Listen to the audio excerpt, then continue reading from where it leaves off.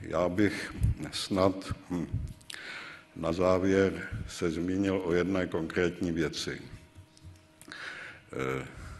Dlouho jsme byli poučováni o tom, že bytí předchází vědomí, že základní je ekonomická základna a od ní je odvozena jakási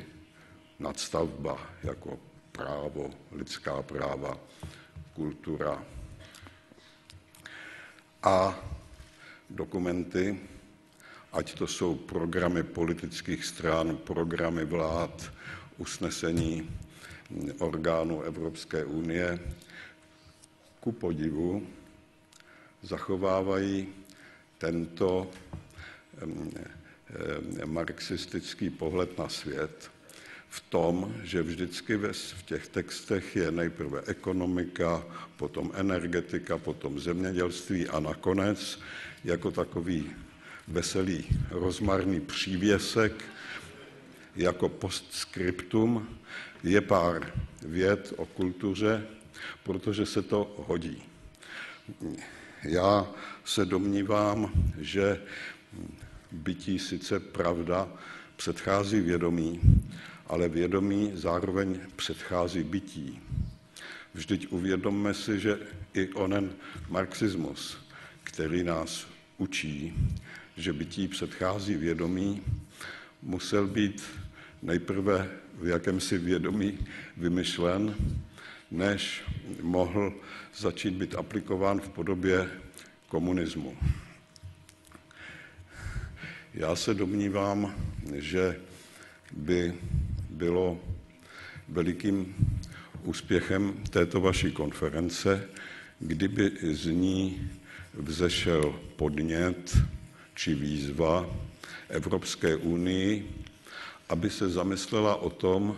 aby se její orgány zamyslely o tom, zda by nestálo za to jednou trošku přeskupit strukturu těch dokumentů a předřadit to vědomí, ta lidská práva, právní stát, právní řád, úcta k právu, předřadit těm partiím ekonomickým a přihlédnout jakýmsi způsobem k tomu, že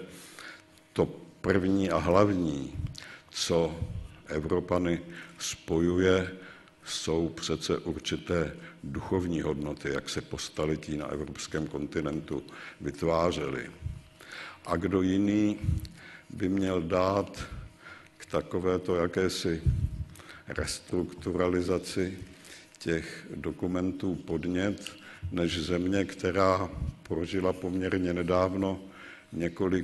několik desetiletí pod totalitním systémem a která tudíž by měla lépe než kdo jiný vědět, jaký smysl má duch, který je schopen čelit násilí, který je schopen znovu a znovu si vydobývat svobodu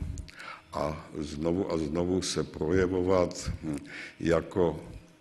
to, co vlastně dělá člověka člověkem. Děkuji vám za pozornost.